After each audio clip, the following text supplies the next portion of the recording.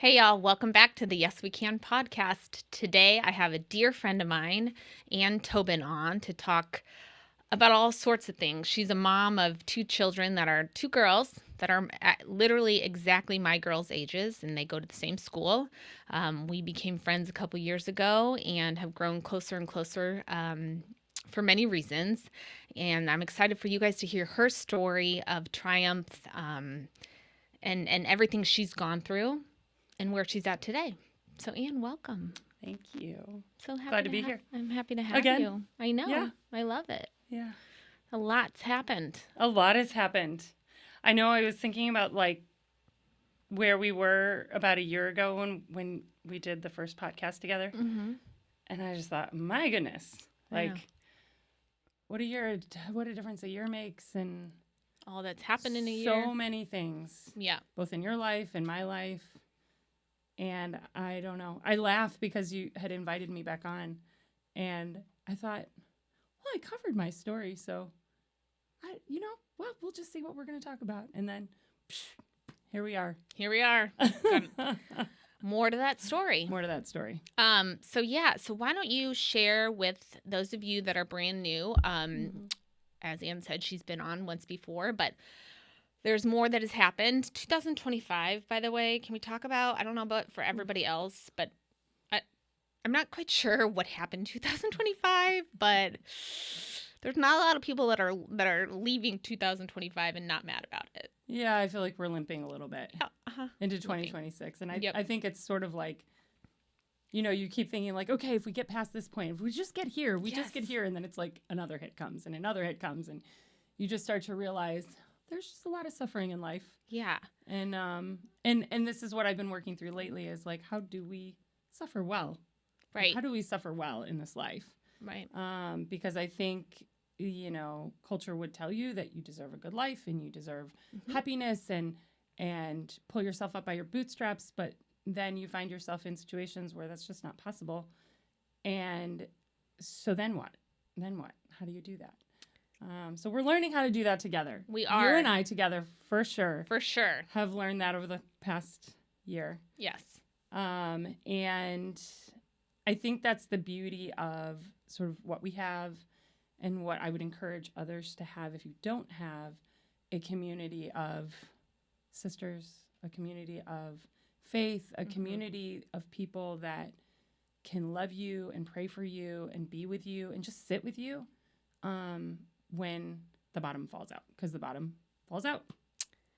Yes, yeah. And I definitely want to make note and mention that, I mentioned before 2025, you know very well, but to my listeners, was not a great year for me. It was a year that grief came and hit me like a ton of bricks with Kyle, and you were by my side in every step of the way. Answered my phone calls every single time. Me and my kids were over to your house whenever. I mean, I don't even countless times. I mean, you really, really were there for me when I needed you. And it means the absolute world to me. And something that Anne started was in her home. She just opened up her home on Friday mornings to women who wanted to pray together, who wanted to be together. And, that's been going on since the summer. Mm-hmm. And the trials and tribulations and the things that all of us have been going through in our own separate ways.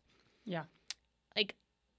I don't know what I would do without that Friday morning group. And all of it is because you decided to answer God's calling to open up your living room. Yeah. And that's it. It just started with, there's 12, there's probably 10 to 12 on average that come. Yeah. I mean, it's never been like no one. Correct. So I always say, as long as somebody keeps coming, I will keep opening my house. But yeah, I think on average it's 8 or 9. And then, on the busier times, sometimes we'll just have 4. But the intimate group is sometimes even better because we're able to pour into specific needs that we all have. And I don't always, I started with a plan. I'm such a planner. So I started with a plan. And I do feel like God had sort of dumped an outline in my head. And then it was kind of midway through, we just, it picked up its own speed and its own life. and life happened, and like you said, you can't make up the things that are happening to women in this group, and to know, to just watch, and just as you've healed, to watch you walk alongside other people is like, I mean, I have goosebumps right now thinking about it because it's just so beautiful. It's like, I think about it like this, like tragedy meets tragedy, and then something beautiful grows.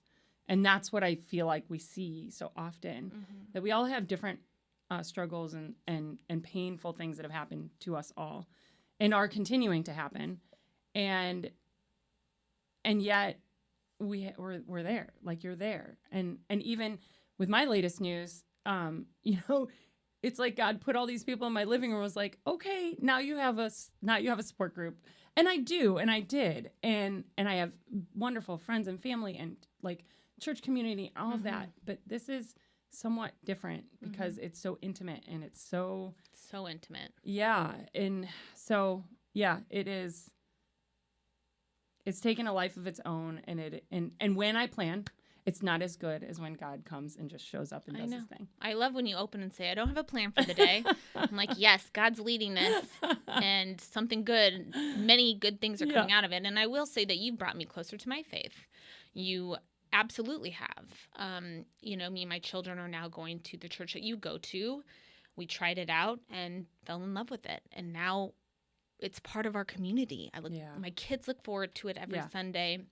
We have prayer group there. I go to a women's prayer group. I've recently been invited to a lunch for single and widowed moms. I mean, awesome. It's been incredible. So you have, you really are a light to many, many people. And there would be, I feel like thousands of people that would echo that statement. And it's genuinely who you are. So today I'd like, if you don't mind, as comfortable as you are, to tell us, tell us your journey, and kind of where what brings you to today, and what we're looking forward, what we're gonna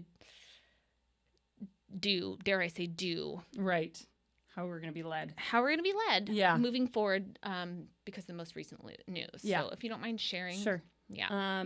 So to go briefly over my history, at age 25, I was diagnosed with breast cancer. It was invasive ductal carcinoma in situ, which, to be honest, I had forgotten that it was invasive, but nonetheless, it was very easy to take care of. It was a lumpectomy. It was 6 weeks of radiation. It was tamoxifen for 5 years.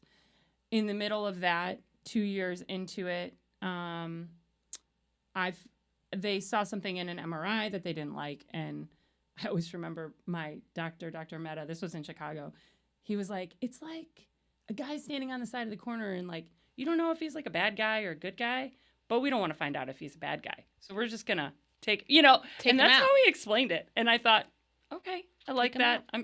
And at that point I decided I don't want to do this every 2 years. So I did a bilateral mastectomy, and I said, radical, do not, at that point, do not spare any tissue. Like, just get rid of it. That was my mentality. Actually, that was my mentality from the get-go. But they thought at that point in 2008, that was a little radical.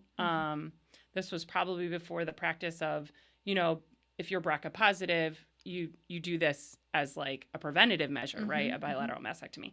But back then it wasn't as common. And so I did the bilateral mastectomy. And then we sort of moved forward. Tamoxifen I was on for 5 years. I finished in 2013. We moved to Chicago. I thought, all right, moved from Chicago to St. Louis. Thank you. And you're with your husband now. Yes, we were engaged when I was diagnosed to begin with. Okay. And then we got married in Chicago, stayed in Chicago. And honestly, like, we couldn't have kids because of being on tamoxifen. They've said that it's not safe to, try to have a baby while you're on it. So we were kind of like, all right, well, we've got 5 years of just being the two of us. Thanks. Dual income, no kids. A lot. Yep. We traveled a lot. We had a lot of fun in Chicago. Amazing. And it was great. And then, motivation was like, okay, I really want to have a family. So we moved to St. Louis and tried to get pregnant. Wasn't happening. Finally got in touch with a fertility specialist, and it really wasn't too long before we used letrozole, actually, and that helped me to ovulate and then to, which will actually come full circle in just a moment, but we used that drug to get pregnant, conceive, and I was 12 weeks pregnant, and I started having, actually it was probably before that, 10 weeks pregnant maybe. I started having a lot of rib pain radiating, and it would come and go, and it would be super intense, like I couldn't breathe, and then it would go away, but I couldn't figure out what this was, and this was my first time being pregnant, so I thought, this is pregnancy. This is pregnancy. And then everybody was like, I don't think you should be having rib pain when you have a 10-week-old, fetus. And I thought, it's probably not right. So anyway, ended up going to the ER. And were you, quick, first of all, I've been meaning, what, invasive versus non-invasive? Yes. Can you explain that real quick? I can. So, I can as much as I can. But essentially my understanding is that if it's non-invasive, it has stayed in the duct, and none of the cancer cells have gotten outside of the milk duct, essentially, where it is. Okay. And that's a good thing, because my understanding is that once it becomes invasive, it can be picked up by your lymph system. Okay. And again, I'm not a doctor, so please don't. I mean, doctors are probably listening to me going, not exactly, but it's layman terms for us. It's layman's terms for us. Like, it can be picked up by the lymph system. Once it's picked up by the lymph system, lymph nodes, then it could travel anywhere in your body. So it had become invasive. Your first initial diagnosis was invasive. Even though, it was still very small and very stage 1. It was still stage 1. I think they graded it still stage 1. Okay. But they did test my lymph nodes, and we did what's called a sentinel node biopsy, where they basically put blue dye into your lymph nodes, and then they remove the ones that are at the beginning of the chain, and there was no trace of cancer in them. So great. I kind of walked away from that going, okay, they got the cancer, we're doing radiation, we're tamoxifen will help for the next, whatever, and so I kind of just walked away feeling pretty great about that. And then when we did the bilateral mastectomy, I was like, all right, now I've shut the door on that. I'm good. Now, what does tamoxifen do? So my understanding is that, well, let me just back up. So breast cancer has markers, and 3 of the markers are estrogen receptor positive, progesterone receptor positive, and HER2/neu positive. I say positive, could be positive or negative. So in my case, with the first tumor, I was estrogen, progesterone positive, HER2/neu negative. The reason those markers are important is because they have developed drugs from all the research that are very effective at treating cancer cells with those positive markers. Okay. So that's why for so long, and I haven't kept up on triple negative breast cancer, but to be triple negative means that none of those drugs work for a triple negative patient. And so they have developed, my understanding is they've developed a lot of other ways to treat triple negative breast cancer, even immunotherapy and things like that. But you can't use the standard, essentially, breast cancer drugs for those. Got it. So being estrogen, progesterone positive and HER2 negative is actually very good. Okay. I think my oncologist said it's the best breast cancer to have. Right. So great. Great. So in all these things, very survivable. Yes. Thankfully. And so that's back to the breast cancer. So back to, trying to have a baby, being pregnant, rib pain. Fast forward, I was diagnosed with synovial cell sarcoma. So you went in with the rib pain. Went in with the rib pain. They sent me home the first time. Got so bad. The day after Thanksgiving, my sister-in-law, who's an anesthesiologist, looked at me and said, "You need to go immediately to the hospital. You can't breathe. You can't walk. You don't look good." So thank God for her. And so we went into the ER. They took me in. They scanned me. They sent me back. They scanned me again. And then they immediately put me in the hospital because I had basically 2 liters of fluid in my chest because my lung had collapsed because I had a 12-centimeter tumor in my chest. So... And a baby in your belly. And a baby, yes. And a 12-week-old, or I guess at this point it was probably 14 weeks or 13 weeks, little boy. And so it was a lot. It was boom, boom, boom, boom, boom, boom, boom. We were in the hospital for a few days while they were trying to wrap their brain around. I had a chest tube to drain out all the fluid, which is, if you've ever had a chest tube, really terrible. And just waiting for the news and hearing things like, yes, there is a tumor, there is a mass. Oh, but I'm like a glass half full type person. So I'm always like, but the mass could be benign, even though I've already had cancer, right? I'm like, the mass could be benign, totally. right? And the doctor's like, probably not. And Chris and I are like, ugh. Each time you hear the word cancer, it kind of gets a little easier, but it was still like, my gosh, okay, here we go again. At that time, he had thought maybe it was leukemia, it could have been sarcoma, and he said something else. And so we're sitting here going, oh my gosh, here we go again. And even scarier, number two, time. Different type of cancer, not at all hormone based. Okay, so very different from breast cancer. Yeah. So that was a journey. That was as soon as we found out the diagnosis. Actually, we were at MOBAP, and the oncologist, he was really great. I really, really want to I'm sorry, but I don't remember his name, but because he was not my doctor. But he admitted, he said, this is so rare, I don't know anything about it. It wasn't like I am going to try. I'm going to throw what I can at it and try and figure it out. He was like, I'm taking myself out of the running here. I'm going to put an expert. Yes, and there is a doctor, Dr. Van Tine. This is a whole nother part of my story, but Dr. Brian Van Tine, who was at Siteman, who was the foremost sarcoma expert in St. Louis and really in the nation. And he, as soon as I got diagnosed on a Thursday, they said, make your appointment with Siteman. They're going to get you in on Friday. Dr. Van Tine called me that night on my cell phone and said, hi, I'm your oncologist. We're going to get you in tomorrow. We're admitting you to the hospital. We're starting chemo. Can we talk about what is sarcoma, just for those that aren't so experts? Sarcoma is, there are lots of different types of sarcoma. Mm-hmm. You may have heard like Ewing sarcoma or I'm like blanking on some of them, but there are some that are very common with children, like leukemias. And then there are some that attack sort of like bones, but it's bone, soft tissue, and like muscle cancer. So it kind of, each type of sarcoma is a little different. Mm-hmm. And my particular one was growing in this tissue between my diaphragm and my lung on my left side, which was the same side that my breast cancer was on. So Dr. Van Tine isn't completely convinced as to whether or not the radiation from the breast cancer caused it. That went through my head. Yeah. Because he had some other patients that had very similar situations, like to me, like even a friend of mine who came from Nebraska to see him. And she had the same, she was pregnant, same thing, like in between, like young.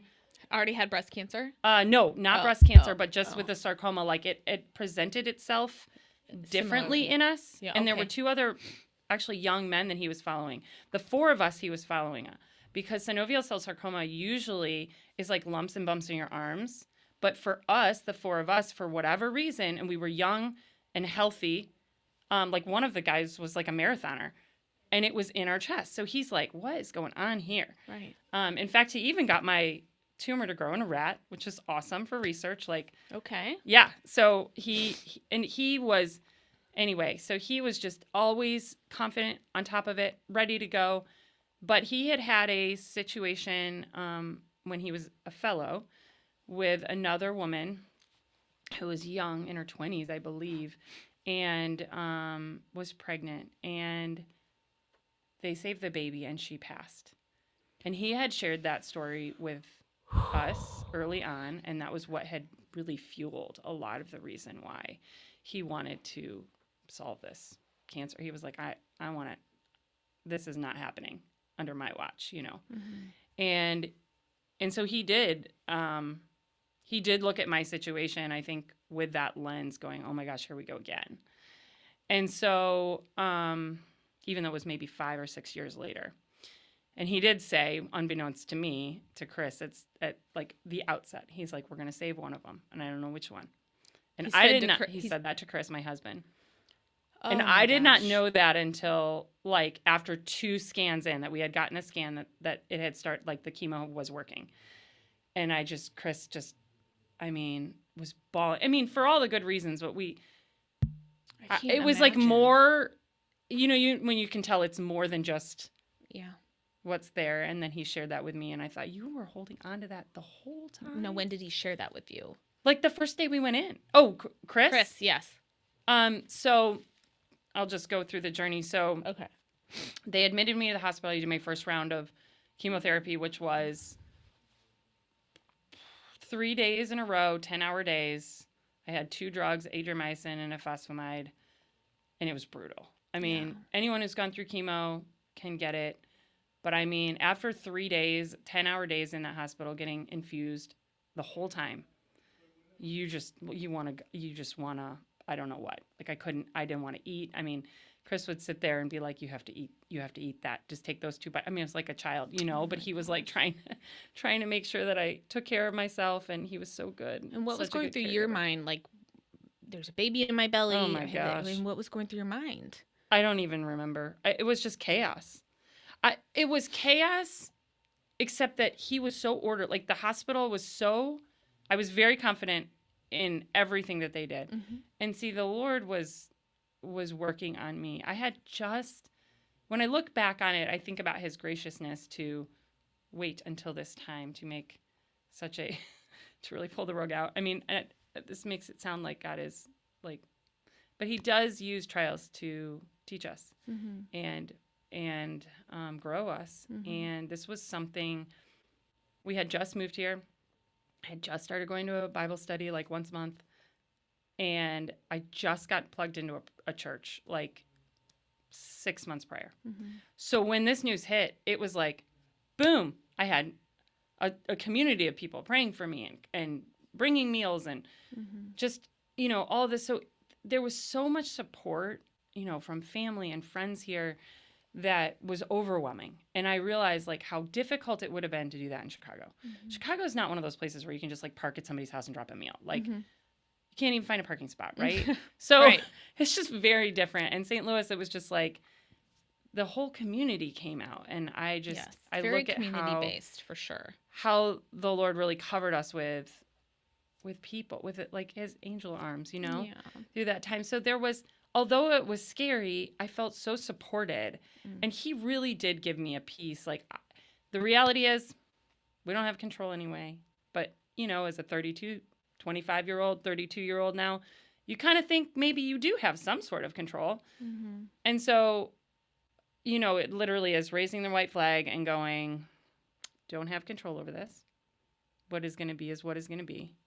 And you just kind of roll through the motions. You go like when you go through chemo, I mean, all you can think about is like laying down. That's all you can think about. It's like try to eat food, try to function, try to take a nap, wake up the next day and do the same thing, you know? And so that was my regimen for 6 rounds. I did 6 rounds of that, and all the things. I mean, all the side effects. There's a drug for every side effect out there, let me tell you. I'm sure. I took them all. I had a bag of drugs when they do those like drug takebacks at the police station. Yes.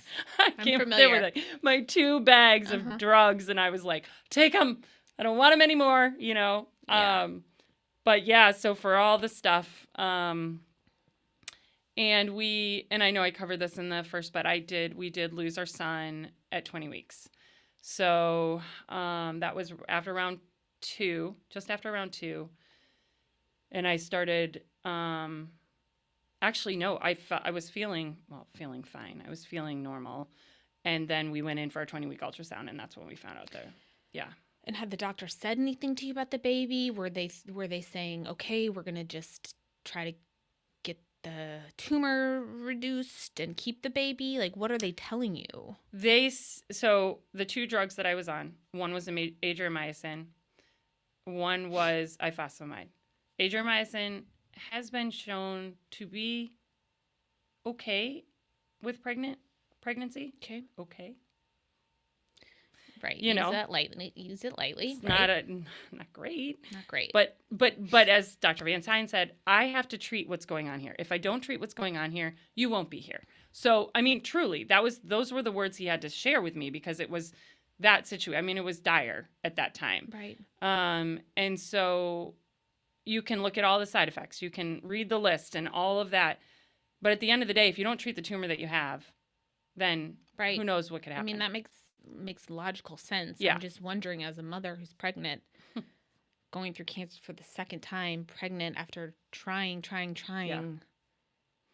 Yeah, I mean, it was the desire of my heart to have kids. And then I'm like, God, what are you doing? Why are you doing this? Why are you doing this? I did not understand it. But Van Tine did say, that baby saved your life. Because the thing about sarcoma is that it often remains pretty hidden, because it's not in an organ. So it's not like you have like this organ failure or some issue with your organ. It remains hidden until it metastasizes. And because I was immunocompromised from being pregnant, it just allowed us to find it. And so he was like, it has not spread. It is a single site, which I don't often find. Wow. Where there is just a single tumor. It is too big to operate on. However, we have things at our disposal. So the reason we did chemo was because it was so big, they couldn't take it out without disturbing all of my other organs. I mean, if you look at my x-ray, my esophagus was like to the side because this was so big. Seriously. And I was going through life for, who knows how quickly it grew or how long it had been there. I just don't know. Right. But definitely being immunocompromised, I guess, helped. Right. Somehow. And so, so going back to the chemo, so thinking about the baby and what do we do and all this stuff, ifosfamide is brutal and it has not been studied to be safe. And he warned us about that. And we said at the get-go, I mean, as much as we want this baby, Anne's life is the most important thing. And Chris and I both agreed on it. And so we knew that there was a chance that it would. Yeah. Would I have loved to have him here? Absolutely. Of but course. He's in heaven. We talk about him all the time, you know, that one day we'll get to meet him. And so, and I also, just knowing how hard that was on my body, I don't know how I would have gone through another 4 rounds of chemo. All the way, they were going to take me to about 32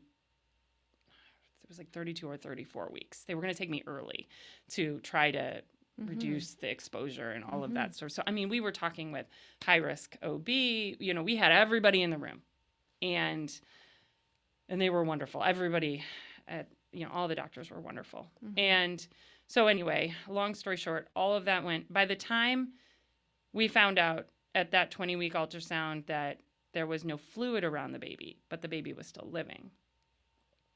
And I was just like, they were like, you're going to have to make a decision about this pregnancy. We would not recommend that you go to full term because this baby will never have a quality, like they won't be able to breathe outside of the womb. So, and then you're sitting here going, oh, so you're asking me to make a decision about like terminating this pregnancy, which is, that is too much. It's too much. It's too much to deal with, but at the same time, you have to face it. And that was just prayer and prayer and prayer. And God, like, take this away from me. Take this away from me. Yeah. Like, I don't want to have to make this decision. And, you know, this is just from my point of view. I mean, if Chris were here saying to you the same thing, you know. And anyway, there's a lot to that story, but God really, I mean, God did not make me have to make the decision. The next day I felt really ill. Went into the, you know, where you go when you feel sick, when you have chemo, or when you're getting chemo, or you have cancer and you're sick, you go to a particular place in the cancer center and they check all the stuff. And they checked all the stuff and I was there all day. And then they said, we need to send you to triage. And I just knew immediately like what was going on. Because it wasn't from the cancer, it was because the baby had passed and my body was already starting to like react to that. So anyway, so that was that. And boy, did I hit every 6 seconds. I think you can push that button for pain meds. And I was like, I'm going to numb myself as much as possible. I do not recommend this, but it was like all I could do to get through that night. Because at 20 weeks, they had to put me into natural contractions because I had to like essentially give birth, although it was a DNC. But anyway, they put me to sleep. I was like, I don't want to be awake for this. I don't want to, like, no, I can't see this. I can't unsee it. I can't. Was Chris able to be in the room or he couldn't? He wasn't. I mean, they just kind of did the operation themselves. Yeah, right. And it was okay. We got little feet prints. They're so little. Oh my gosh, we have them. Yeah. Oh yeah. My gosh, my heart is just. I've heard this. Yeah. I've heard you share this, but it just is like breaking again. It's just. Yeah. Thank you for sharing. Yeah. So anyway, but at that appointment when I was recovering from the DNC, my Valentine came in and was like, "We need to get you some good news." And he's like, "I'm going to move your scan up a week." Because I usually got scanned every 2 rounds just to see if it was working. And this was our first scan after we had started chemo, so we didn't know if it was working or not. And so it was at that appointment that he said, "I'm going to get you some good news." And I was like, "Man, I hope you're right." Yeah. He's like, "Me too." Dear Lord. Rolled me back, did the scan, came in. It had gone from 12 centimeters to 7 centimeters, which thinking God. 12 to 7, how much it shrunk. And he looked at us and he said, "It's working. It's working." And it was like, we knew at that moment, I knew at that moment that I was going to live. I wasn't sure before that. I wasn't sure who was going to live, I didn't even have time to think about that, to be honest. I was just going to the next thing and the next thing. So and then, you just muddle through the rest of it, muddle through the, all the rounds. And every time you have to get a blood transfusion because you feel like you can't peel yourself off the floor, like all of the stuff. And then after 6 rounds of that, I waited probably a month or 2. And then I did 5 weeks of proton therapy radiation, which at the time, Siteman was one of the only centers that had a proton therapy radiation. So all this stuff, moving from Chicago to St. Louis, having Valentine, like God had put all of these pieces together. Having a community, having our family here, like just so many things. And here, because I had already had 6 rounds of radiation on that side, in that area, which is more, it's like, it's like this big block that they do. And this proton therapy radiation uses, all this technology and these plates and all this stuff to essentially get the beam exactly where it needs to go. Right. And so, man, I did that. And that was, man, I started recovering then because it was not as harsh, obviously, on my body. And I was thankful that I didn't have to hit my whole section with another round of radiation. And then after that, it was small enough to remove. So we did a thoracotomy, which is horrible. And then I had a bonus thoracotomy because What does that mean? A thoracotomy means they go through your back. They have to go through kind of like your ribs. So they have to sort of remove part of your rib to get in through the back to remove it. Okay. Why couldn't they get it from the front? I don't know. Okay. Too many organs, maybe? Okay. I'm not really sure. Yeah, okay. It's horrible. It was horrible. I can't, the pain. And then, because I've had so much radiation on this side, they had stapled me up. So they had to remove part of my lung. They removed and reconstructed my diaphragm, and then they had to remove part of my lung. But because of the radiation, the way they described it was it's like stapling wet paper towel. That's how compromised the tissue is. And they did their best. They did remove the tumor, clear margins and everything. It was beautifully done. Amazing. And then I was in the hospital for probably about a week. And then I got home and the second night I got home, I would lay down and all this fluid would come up in my throat. And I was like, this doesn't feel right. So I call it. They're like, you need to come back into the hospital. This is not right. Oh, my goodness. My doctor was out of the country. Oh, lovely. My surgeon was out of the country. So Lovely. I had to sit there for a weekend waiting with a chest tube again, another chest tube. I had to carry my little suitcase around the hospital. Anyway, is it called ascites? Is this ascites or no? What is it? Ascites, is that where the fluid builds up? That's what Kyle had. Oh yeah, it fills up. They basically like put a tube in your body to drain where the fluid is to drain it, and then it goes into this. Correct. It looks like a suitcase. Yeah. And you have to carry it around everywhere when you're in the hospital because you're hooked up to all the stuff and you can't go anywhere without your suitcase of fluid from your body. Oh gosh. Anyway, so I just remember looking at Chris when they said we have to go back in there and we have to reconstruct. Basically, they had to take my latissimus muscle to get good tissue and staple it to my lung, like make it part of my lung, because it just wasn't too compromised. And I looked at Chris, I was like, I can't do it. I'm done. I am done. And he was like, you have to do it. I mean, he like took my face in his hands. He was like, you have to do this. Like, you can do this. You have to do this. And I was like, oh, sweet Chris. So we did that again. So it was like I recovered and I was like getting there, and then it was like boom, back down again. And then I started recovering. And then I don't know, I hit a point like a month later and I felt like, oh my gosh, I'm starting to feel better again. Starting to recover again. I'm starting to feel back to normal again. And then, my doctor said, you're not allowed to start trying for kids until I say that your body is okay to do that. And then he gave us the go ahead, and he's like, I mean, I had trouble getting pregnant before, but Molly came after like maybe a couple months. And not a couple months. I mean, obviously I was pregnant after a couple months. Yeah. And then, so as part of, so this is something that's also really important because all this, he used letrozole to get pregnant to begin with. The second time after my pregnancy, after we had lost our son, they recommended that I go into menopause to protect my organs so that I could have a baby potentially. I mean, we thought, oh gosh, after all this, there's like no way. But God has a way. And they did. They put me into menopause through the rest of my rounds of chemo. And then we ended up having 2 healthy girls. So we have 8 and 6, 8 and a half and 6 and a half. I know. And they are beautiful gifts from God for sure.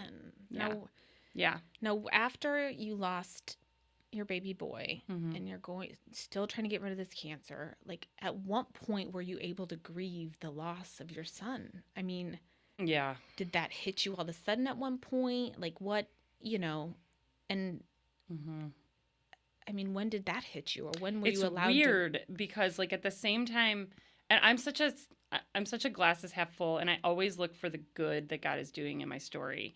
And sometimes I do that before I actually feel it.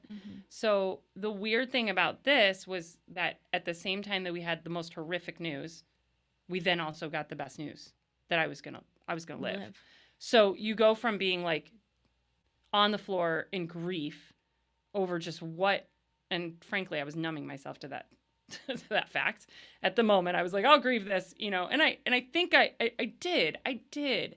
But I saw so much of how God was moving and working in my story that I just had to hold on to that. And so I think, to answer your question, I'm not sure I properly grieved it because I was, at the same time, I was like just going through it. And I was also like holding on to every good, positive. Trying to live. Yes. And that was really important. Yes, but I don't think the grief hit me, honestly, until after I had Molly. And, whether it was postpartum depression that I experienced, or it was grief, or it was a combination of the two, I definitely was in a state of something. And I didn't really realize what it was. It was like nothing was quite right after that. And like I was so thankful and so joyful, like this miracle baby. And then it's like, then you feel bad about, you're like, all I wanted to do was be a mom, and look at all this I've been through. I should be so grateful that this child is here, and I am. I'm like, so grateful, but you're sad and you don't know why. And right. So that was all of that, and then like there was some residual grieving, probably that was happening, but I didn't realize what was connected to what. And then we had our second, and I just kept thinking, like, things will get better after, like, a year. Because really what happened was after I got pregnant with Lucy, when I was going through all that with Molly, then I got pregnant again, and that sort of like went away because your hormones are different, right? Like you're just, and then you're so excited for the next one, and you're, and anyway, it was like a year into delivering Lucy that I was like, this is not going away. And then it sort of morphed from like high anxiety to depression. And then, of course, that was 2020. It was COVID. It was all the stuff. It was everything at once. And man, I felt like I couldn't see straight. Yeah. And so I think some of that was, there was grief. And I have a counselor too, and she was walking me through it. We did EMDR, which I don't know if you've talked about on this, that was very helpful. I'm not sure we ever really got into the deep EMDR of my cancer story, but there was a lot of understanding, how the brain creates patterns of thinking, and understanding that even just in my whole life story, and then being able to look at things differently that way. And so all of this was going on. And anyway, so that was super heavy. Yeah. And then scan after scan after scan. And even in last year, we're talking no cancer, no cancer, no cancer, no cancer. The kids are now 8 and 6, 8.5. Kids are 8.5 and 6.5. And so that is a memory that is distant, but at the same time can be super acute. Of course. But for the most part, it is distant. And so I guess I can go into the next phase, but every time I go in to get my scan, I mean, there have been times where I'm like super freaked out about my scan, but for the last 3 or 4 years, I've just gone in feeling confident.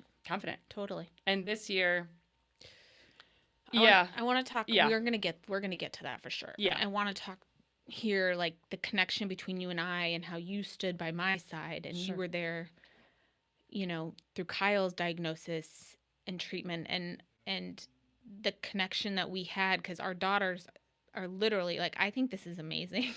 I tell it to everybody we meet. Our daughters are literally a few days apart, each of them. So Molly and Cora are 5 days apart, and Lucy and Leah are like what, the 14th and the 11th. Yeah, so 3 days apart. So literally the exact same age. Yeah. Like, I personally feel like that's a God thing. Oh yeah. To put you in my life, and yes.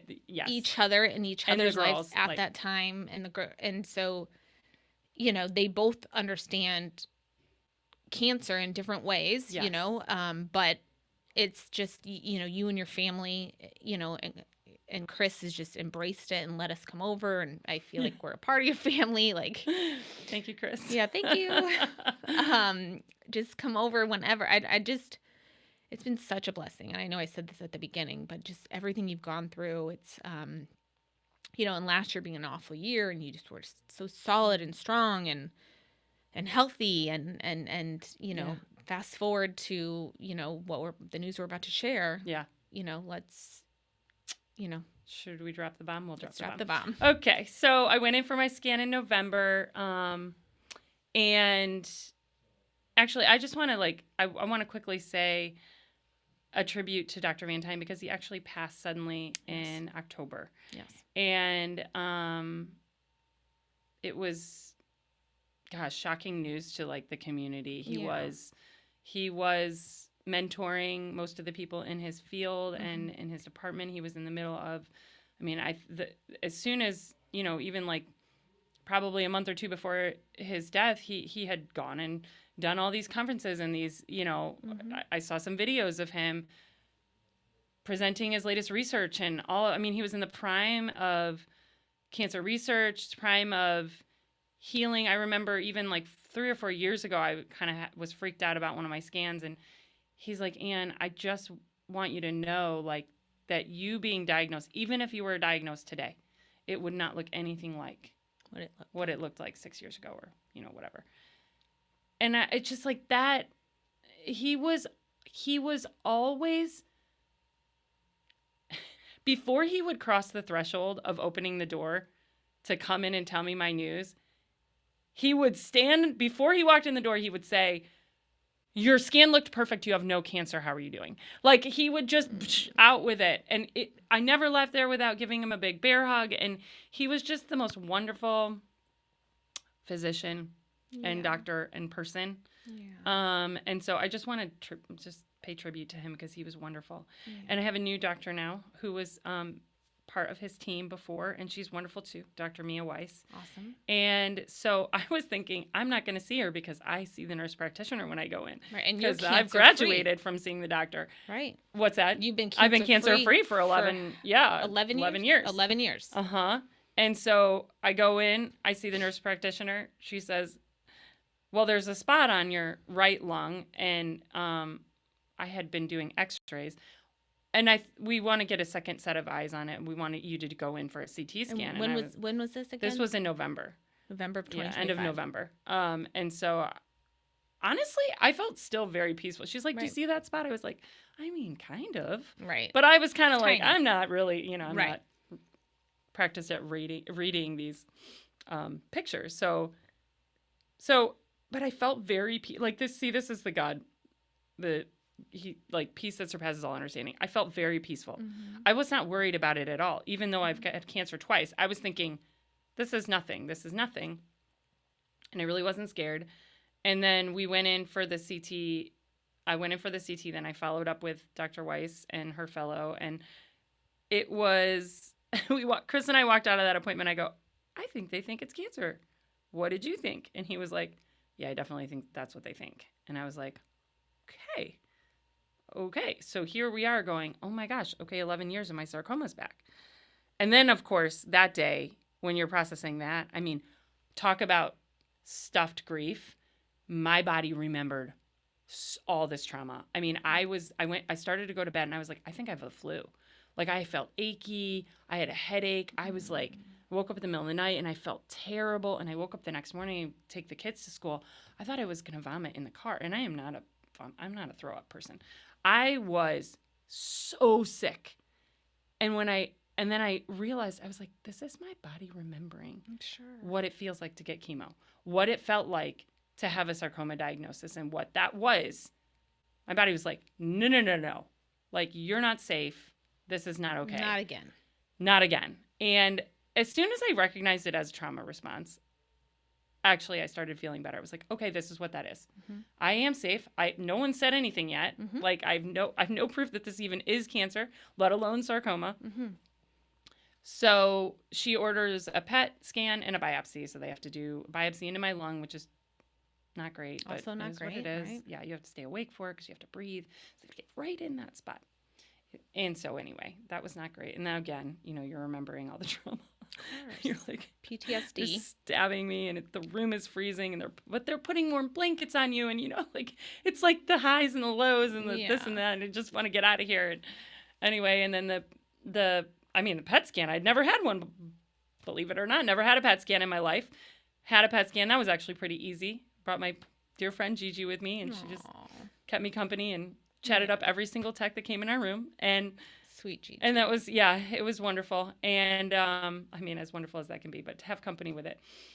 And then I found out that the PET scan showed only one spot and some activity in the lymph nodes, which to my sarcoma oncologist, like, I think she was thinking that was non-cancer activity. If we're talking sarcoma, it wouldn't be in the lymph nodes, is my understanding, or was my understanding from talking with her. So she was kind of thinking, like, maybe, were you sick? Like, she was asking all these questions, like, have you had pneumonia? Have you been sick? Like, all these questions. And I thought, no, I feel great. Actually feel great.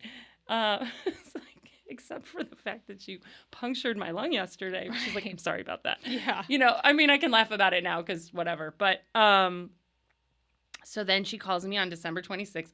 So much I had chemo on Christmas. Chris had, emergency back surgery on Christmas. Like in the past. Pregnant with in the past. So many Christmas things. And people are like, oh man, what a crummy thing to happen over the holiday. I'm like, yeah, we're used to it. Like, this is part of our story. But anyway, she calls on the 26th and she says, good news, it's not sarcoma. And I'm like, not sarcoma. She's like, but it is malignant for breast cancer. And I thought, oh my gosh, like in all the scenarios Chris and I had talked through, breast cancer didn't even come. I was like, but I did everything. I checked all the boxes. Meaning like all the boxes that they told me to do. I did my lumpectomy. I did my radiation. I did my tamoxifen. I even did a bilateral mastectomy. I didn't even keep any tissue. And so I'm thinking, how in the world is this breast cancer? Right. Like, are they sure? Do we need a second opinion? So anyway, I met with my oncologist. This was this is all very fresh on the 12th. It was about a week ago. Yeah, about a week ago. And they are thinking this is a recurrence of my 2008 breast cancer as the same marker. So again, best breast cancer to have, thank the Lord. But it is a 1.5 centimeter tumor. It's in my lung still currently, unless God has healed me miraculously, which I am praying for, and y'all can pray for. Mm-hmm. But that's where it is, and the lymph node activity makes sense, given that possibly it could have been in the lymph nodes. So that also means that it could be anywhere. And that's the way they treat it. So because it's a recurrence, because it's no longer in the breast and it's somewhere else, and it's in the lung, the grading sounds terrible. I'm not claiming it over myself, but it's stage 4 metastatic cancer, which I know when I told you was just, because I'm not sure what patient out there, if you've ever heard those terms, if that's ever helped you. I don't think it's helpful at all. Everything else out of her mouth was so positive. It was, this is very treatable. Mm-hmm. We have multiple drugs. This is what we think. We have a clinical trial. Like all the other things that she said were so positive. But it's like they drop the bomb, and then you have to decide what you're going to do with that. What am I going to do with you saying over my body that I have a stage 4 metastatic cancer diagnosis? After the third time around. Right. After 11 years cancer-free, mm-hmm. feeling great. 7 years cancer-free, 11 years cancer-free, 18 years breast cancer-free. So this is 18 years after my original tumor. Now here it is. And doing all the right things. Doing all the right things. I think you can attest I'm pretty healthy. Yes. I mean, here's the thing. This is and all of these emotions, all of the things, my brain is going a million miles an hour about it, and I don't know. I think at some point you consider, or you get in your head, you're like, what could I have done differently? What could I have done differently to change this? And see, I think this is what God is teaching me, is that he's in control and there is a purpose for this. And I can choose to latch on to stage 4 metastatic cancer, or I can say it's in his hands and he is in control and only he gets to say how long I live and what is going to happen from today on. Chris and I are talking about, it's like, okay, so what do you do with this? What do you do with something that they say, well, you're going to live the rest of your life with this? Which is very different, because every other time it's been treated, move on. This is like a whole nother. So they're saying you're going to live your whole life with this, essentially. Yeah. So because of the way that it is, it doesn't make sense to go surgically remove it, because what if it's microscopically somewhere else and then it pops up? Right. Pops up here. Then Chris, he used a great terminology. He was like, it's like whack-a-mole. Gotta keep attacking these things that come up. So instead of doing that, and thank the Lord, they don't recommend chemo or surgery to remove it. And I'm guessing, we didn't talk radiation, but I'm guessing radiation would be the same thing as surgical removal. Like, you're just pinpointing that area. So because it could potentially be anywhere, it's a drug regimen. And so because it's estrogen, progesterone positive, they gotta suppress my hormones again, which is what the tamoxifen did. So their first line of defense is you got to go into menopause. So I'm currently living the dream. Living the dream in menopause. Post-menopausal at the moment. Isn't that exciting? And that was done yesterday with a shot. So it's not permanent, but the choice is, every 28 days I get a shot to put my body into menopause, mm-hmm. or I could discuss having my ovaries removed. So mm-hmm. that would reduce the amount of estrogen that's coming into my body, mm-hmm. that these cancer cells are desiring and feeding off of. That's the idea. Shut that down. And then and so that's, I'm actually talking to gyn-onc on the 28th to figure out, do we remove ovaries and all that? But because of my history, because of my hereditary history, I'm also seeing genetic counseling. They've taken my blood, and we will be having a lot of conversations about what my risk is for anything else, right? And so it could be that they say, you're at higher risk for XYZ cancer, and there may be other things to remove. So that remains to be seen if that's the way that we take care of this sort of like menopausal situation. But that has to happen first. And then there's another drug. Here we go with letrozole again. Letrozole, the thing that I got pregnant with, is now going to be the drug that they use to block the rest of the estrogen in my body, to manage, basically ensuring that the estrogen doesn't get to the cancer cells, right? Like that my body isn't producing an estrogen that the cancer cells feed off of. So that's part of it. And then the other part is a drug that they use to arrest the cell division. So it goes in, targets the cancer cells, and basically says, stop. So they just stay there. They don't, like where chemo, I think, kills the cells and radiation is like kills the cells. This is more of like it arrests the cell division, provided that you're on the drug. So that's where you say, okay, is it lifetime? I mean, they're always doing research, so who knows? Only God gets to say that. Right. But for now, yeah, I mean, I asked the doctors, I was like, well, what if after 2 months, like, everything looks clear in the scan? She's like, you'd still take the drug. Okay. So. And we're talking to a woman who yeah, was not on anything. Well, that's yes and no. Like, I was never on anything.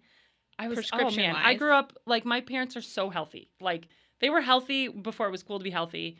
And it was so, like, it was the worst. We had the peanut butter with, like, the liquid on the top. Everybody else had the Jiffy, the Skippy, whatever.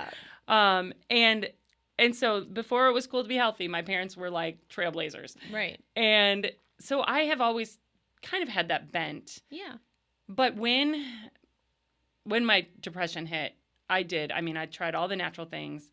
And we finally it was like, I need something. At some point, I needed an antidepressant. Correct. So I did. I went on an antidepressant at that time, and it really did God really used that to turn the lights back on. Praise the Lord. Because sometimes that can be difficult to try to find one that works. So, trials and tribulations, and this drug and this, milligram, and it's not always 100% smooth. And so that was such a God thing. And actually, at the time that we were about ready to do that, I had heard about this cheek swab called Gene. Well, there's a couple companies, probably more companies that do it now, but then I think we did it through Genomind. And they take your DNA basically, and they swab it and they compare it against all of the drugs. And these are like mental health drugs, right? So we're talking anything from ADHD to depression, anxiety, all that sort of stuff. And then it tells you your risk factors for taking an SSRI versus an SNRI. And it was so helpful. And so it did. It worked. And it was very helpful. And then I felt God leading me over the last 3 or 4 months. Crisis is over. It's time to remove. It's time to wean off of it. And I felt like, okay, but I'm scared. I was scared. Because anyone who has been on an antidepressant, you're before and you're after, you're like, I can't go back to that place. I will not go back to that place. Ever. Right. And so I was scared. And he gave me a very clear vision that he would carry me through it. And he did. I was weaning off, and it was going fine. I mean, I had some bumps in the road, but for the most part, mood-wise, I've been great. Right. Removed that, and then, of course, this news came, and I was on progesterone. After you were done. She'd been done weaning. I just finished it, and then I got diagnosed. Like, done with the prescriptions, taking a few vitamins. You're good. So I'm sitting here, like, scratching my head, and then realizing that, like, God can use all things. It's not like your one path is holistic and one path, it's either medicinal or holistic. It can be whatever he decides is what is best for you. And I think the most important thing is that I'm not doing this. Like, I'm not the one. I don't know all of these things. I have no idea what's going on in my body. Right. And even the doctors know a lot, and they, but everybody's different, and they operate in experience and statistics and science and medicine, and all of that's really good. But only God knows what's going on in my body and what I need and what is going to support or, hurt me in the process. So I'm just it's like I'm constantly in this posture of surrender. It's like, I just have to surrender again. Like I've always trusted in the doctors, and I do still. Yep. I will follow them, and I will listen to what they say, and I will pray over everything that I do. And if there are side effects, then I will look to what are the options. Are there holistic options? Are there medicinal options? Like, what do we do here? And that's all I can do, you know? So yeah, it's like, here we go. Now another drug, but God is, here I am. I'm still here. Still standing. So what's the drug? Like, what's a drug? Yep. So or a couple drugs. What were you thinking from diagnosis? So the 26th we find out until the 12th. And I mean, I know you and me, have talked personally about this, but just for our listeners, like what's going through your head? What's going through Chris's head? Have you told the kids at this point? Like what's happening over those couple weeks? Gosh, it was a roller coaster. I mean, at first I was like, oh God, like God's going to do something so amazing. Like that's my initial instinct is like, God is doing something through this. And I was so excited to like see like, oh, maybe he's going to like miraculously heal me. Wouldn't that be a great story? And like he may. But I also Miracles trust him regardless of what he does. I mean, he's never done that he's not like he's taken it away immediately, but he's healed me, right? But he's used these things to heal me. And then a lot of grief. And honestly, so trust is so important in our marriage. It is like one of the most important things that we talk about with our kids. Like lying is not okay. Like you can tell us everything. You should tell us everything. Because this doesn't work if we can't trust each other. And so Chris and I talked a lot about it, and we just felt like there's no way that we're going to be able to do this without telling the kids. It really wasn't even on the table. Our oldest is very typical older child, that she's very wise, and she knows, she sees, she doesn't miss much. And so I just knew, like, we had to share that with her. And so that was hard. There was a lot of warfare that I won't even go into, but there was just a lot of grief and a lot of confusion and a lot of sadness and a lot of questioning God. Like, why does God allow this stuff to happen to you? Like, if he's in control, why doesn't he just take it away? And these are like really good questions to talk about with your 8-year-old, because adults still wrestle with these same questions. Yes. And so we're like, because we trust in the character of God and we trust that he has a plan, and he's already given us everything that we need. Like, our future is secure. We're not promised a life free of suffering. In fact, if you read the Bible, it says it's suffering, suffering, suffering. Correct. In fact, it says, consider it joy, my brothers and sisters, that you'll suffer trials of many kinds. And just even thinking about our Friday group, of many kinds, like so many different kinds of suffering that are going on. But we take heart because we know he's in control. He's sovereign. And we trust in his character, and he never leaves us. He's always with us. And so, it's just teaching her, like, he loves you, and he always knows what's best for you. And there are things in our lives that we have to lay down. Like, we have to trust in him alone, not in this, this medicine or this lifestyle or this, like it's him. And so I can look at the situation and I can go, I have no control. I actually never had any control. This was something that we had a conversation, Molly and I, because she just said, Mom, are you going to die? And I was like, well, we're all going to die. Like, that's a guarantee. Am I going to die now? I don't know. It doesn't appear that way at the moment, because this is very treatable. But even if that was God's plan for me, he's sovereign over my life. He has authored my days. He knows exactly how long I'm going to live, how long you're going to live, how long. And even if you didn't want it to, Molly, you can't do anything to change that. Dad can't do anything to change that. Lucy can't do anything. I can't do anything to change that. We have to trust in the plan. And, like, you're a walking example of that. Like, you could look at the situation and you can go, this is horrible. Like, why, God, would you do this to our family? And at the same time, you're like, there's a bigger story at play. And I know your character. and I have to wrestle through it. And like, what are you trying to teach me? Mm-hmm. And so I think with all of this stuff, it's like you have a choice. You always have a choice. See, God gave us the dignity of choice. We're not robots. Mm-hmm. He gave Adam and Eve a choice in the garden. They took that choice, right? They made that choice. We have a choice in everything that we do. Mm-hmm. And it's incredible because you can choose to wallow in it. And some days, grief is super appropriate and lament is super appropriate. And there's a difference between grieving it and lamenting it and complaining about it. Those are two different things. And so we are called to grief because grief is, I always say grief is patient. This is not me. I'm sure I've heard it from somebody else. But grief is patient because if you don't grieve it like I didn't before, I moved straight from losing a baby to I'm going to live, it catches up to you. Mm-hmm. And oftentimes it does come out in anxiety, depression, other types of ways that you're not expecting 3 years later. And you're going, why do I feel this way? Right? But it is hard to grieve it, especially when I look at your situation where you're like, I'm here. I got these kids. I got to move. I got to go. I don't have time to cry about this. Right. You know? And so giving the space or even like taking people up on allowing you to have the space, like to grieve, however you can do that is super important. And on a day where I just feel sad about it, and I tell the kids, I'm like, Mom's just sad today. Yeah. Mom's sad. And like, Mom's really actually mad today. Right. I was really mad and sad on Saturday. It was kind of a rough day for all of us. Mm-hmm. And I felt like I was wrestling with, could I have done something differently, you know? And then none of us would be in this position. And then God's like, no, you couldn't have, you know, you couldn't have. But this is purposeful. Just hold on to me and trust me.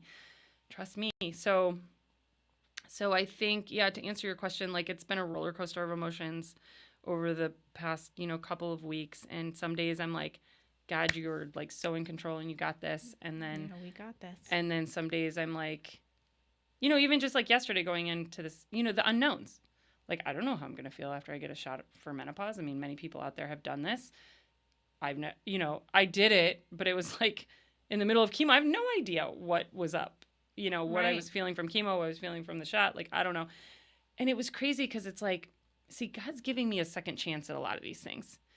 And even like being able to grieve residual grief, like that trauma response that I had, to release that was super helpful and super healthy. And then, you know, going in yesterday to the infusion center, all the familiar places, right? Watching everybody sitting in the pods, getting their chemo stuff, all the smells, all the antiseptic, you know, all of that, the needles, the stuff. And, you know, your body's going, oh gosh, you know? I know. And then Chris was like, how did it go? And I was like, I don't know. I went in there and I walked out. And I didn't feel that different after I walked in, which is not how I used to feel. Right after chemo, I'd walk out of the infusion center and like be in bed for a week. And yesterday I went and did all the things. And I was like, see, that's redemptive. Mm-hmm. Like he's redeeming that last story in this story. Mm-hmm. And so I'm trying to acknowledge that and allow myself to see those gifts as it plays out because some of this is really healing. Mm-hmm. And, you know, I've like struggled with my gut health for a long time. And there's probably a lot of emotional wrapped up in my gut health and like lack thereof, right? And it may be that God is answering that prayer by allowing me to go through this again and it look different and it not be so traumatic and it be just management for as long as it needs to be management, right? So it, again, going back to, it's a choice. I can look at it many different ways. I can label myself with stage 4 metastatic. I'm not, because why? Like, why would I do that? It's small. It's treatable. Totally. You're going to be able to be in a clinical trial. Right. Like tons of positives. And that's what we're focusing on. And if he shuts the door in the clinical trial, then that's not the medicine for me. Correct. Right? So he knows all of these things. So it's in his hands and I'm just trusting all of that. So coming in today, I'm like, I feel great. I know. I'm like ready to go. Well, that's why I checked in with you a couple times. Yeah. You know, because I had planned to have her on prior to this diagnosis. Yeah, of course. We already had this. We had this planned. And then it was like, okay, now we definitely have something to talk about. Yes. Yeah. And so I just wanted to make sure that you were comfortable talking about it and in a good, a good place to be able to verbalize where you are. And I just wanted to make sure that it was okay, that you were ready to share this. And one more thing I want to talk about with the kids, and telling Molly and telling Lucy, and mention here that because your family has been so supportive of us, they, including Chris, have seen our family go through what we've gone through. Right. So Molly and Lucy had not had their mom have cancer while they were alive. That's right. So in their minds, when a parent gets cancer, they die because Kyle died. And so that's probably playing in the back of those sweet little heads. Yeah. And that I didn't even think about that until you brought that up, and I just was like, it's just so true. Like, they've been by our side and been support systems. Those girls have been support system for my girls and my family and my son. Yeah. And, so it just, I feel bad. I'm like, our story isn't your story. Yeah. And how beautiful, though, that our stories line up to the point that potentially I could be redemptive for your kids when they look at cancer. Right. Right? Like, so that's how God, weaves our stories together and allows there to be some redemption. Even not understanding all that you went through, but understanding cancer and understanding that struggle and being able to walk with you through that. See, that is a reason why God allows suffering, so that we can minister to others in their suffering. I mean, we're called to bear one another's burdens, and that's part of that. Because how would we do this life? I mean, we talk about it. How do we do this life without each other? Like, how do we do this life without people who understand? I mean, you just know when somebody has gone through cancer and they just get it. They get it. They get it, and they understand, and they get that you have bad days and good days, and they're not trying to rush you through it or whatever. They know the right words to say. They know how to comfort you. And so that is beautiful. It is beautiful because we're all here walking wounded, walking wounded warriors. Right. Hopefully. But, that is what that is the beauty of it. And so, and even that, for Chris to now have to consider widowhood for a third time, right? Like, here he is again having to go, what would life be like if this does take Anne's life and I am a single parent? And he said that to me. He's like, I've just now seen widowhood firsthand over the past year and a half. And not that he knows all the ins and outs of your story and your feelings and emotions and all of that, but he's walked with me while I've walked with you. And so that is it's in your face. It's in your face. But you can't run away from it. Like, that's the beauty of God. He's like, just let me minister to you in this place. Let me use your stories and bring beauty out of tragedy. And that's what he does. Yeah. I don't know, Anne. I mean, just, oh gosh, it's all these emotions and, it's like sometimes I don't even know what to say because it's just like, you've been through so much. You've been there for us, through so much. And now this bomb is dropped out of nowhere. And we're like, are you kidding? 2025 was supposed to be the bad one. 2026 was going to be. Yeah. There's no, this isn't the world. We weren't made for this world. Right. And I think that's a good reminder, because putting your hope in anything here is always going to disappoint. Always. We were made for a different place. And that's there, and it's coming. And in the meantime, we minister to one another. We love one another. And I know this is hard for you. I mean, you're asking me questions, and I know this is hard for you because, it's hard to role reverse. Not that we're role reversing, but I'm strong and I'm helping you through something that's really difficult. And then now you're gaining your strength again, right? And I'm watching you help others and pour out of yourself to other people, even as you're still healing, right?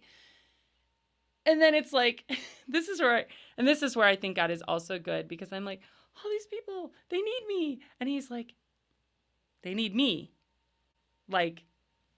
slow your roll, like Right. you're right. Like I have a servant's heart. And so I want to serve, but it's hard to watch somebody who's been walking alongside you then be like, oof, man, I need a couple days to like just process this and like be not present in people's lives. And that's reality. It's reality because we rely on him. We're each other's direction to him, right? Like we point to Jesus, not, we aren't the Messiah. I'm not going to save you. I'm going to sit with you. I'm going to love you. I'm going to care for you. I'm going to try to do what I can practically that I can. And then, I mean, that's always my goal. And that's always my heart is that people see him through my story. Absolutely. Like that's don't see me. Don't like, I'm not a warrior. I'm not talking to the camera. Like I am not any stronger than anybody else out there. But I'm actually weak and I allow him to make me strong. Right. Like it's that relationship. And I just want, I desire him to like further refine me in this way to understand that like I am a weakened vessel and I do rely on him for everything. And every time I see some place that I'm like focusing on too heavily and I realize, oh, I need to let that go. I need to give that up. I need to surrender. Maybe that's my word of the year. I don't know. I thought it was suffering, but surrender. Joy in suffering. Right. Because it's possible to have both. It is. It definitely is. And we don't, like you said, we don't see the big picture. Because I struggle still with God. I'm like, why did you do this to us? Right.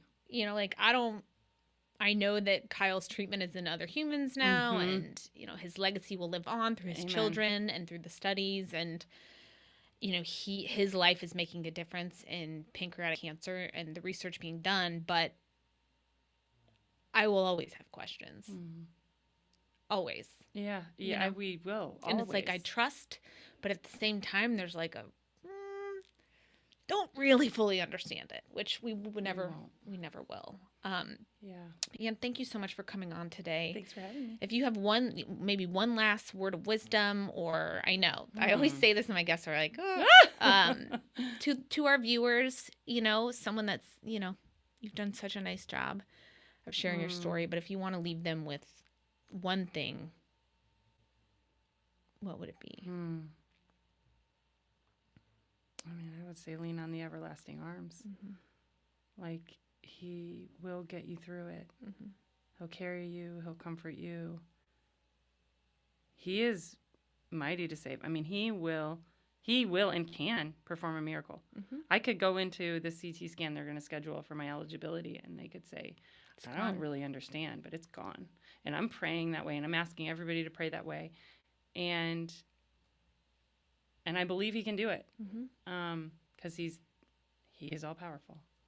So I don't know. I mean, I guess what I would say is if you get anything out of my story, it would be if it's been a while, you haven't gotten into faith community and you haven't walked with, we call our group the Jesus Sisterhood. You haven't walked with somebody that walks in, step with the Lord, like get into a community, get into a support group like that points you to the truth because it is preparation. See, I see where I was then just getting into a church. I mean, I was a baby Christian, really. I'd grown up in the church, but I was really a baby Christian and understanding what all this meant. And now, we're 10 years later, and it's totally different. The way I process it, the way I look at it, who I rely on, my prayers, like all of it is different. And I do have a peace that surpasses understanding. And that groundwork is so important. It's you do it when you're not in the storm, so that when the storm hits, you're on firm foundation. Like you are standing on the rock. And so that would be my parting wisdom. And you're welcome to come to my house on Friday. Yeah. Oh, it's so great. Reach out to so Kira. Great. Exactly. Send me a DM. We'll chat. So something that, as you were talking, I was thinking in my mind, for Kyle, we had the tagline, expect miracles. Someone gave me a sweatshirt that said expect miracles. And I remember wearing that and thinking that, and we did get a miracle with Kyle. We did. The end of our story wasn't the miracle, but there was a miracle within. And so with you, I'm going to pray that, you know, let's expect a miracle with you. Let's expect this spot to go away. And the miracles are already happening. Right. See, without that big, you know, the health miracle, so many other miraculous things are happening. And I, you know, it's like, I got to write them. I just thought about the other day, I got to write these things down because they're all part of the story. Absolutely. Yeah. So. Well, thank you so much for coming Thank you. on. Yeah. I just adore you in every way. Same. So. Same. Yeah, I'm sure we'll be calling each other as we leave. Yep, we will. Wow. Thank you guys so much for listening to this episode of Yes We Can. Please subscribe, like, send to anybody who you feel might benefit from this story. Again, we appreciate your prayers for Anne and all of those that are battling cancer and will battle cancer because it matters. So thanks again for listening, and we'll see you next week.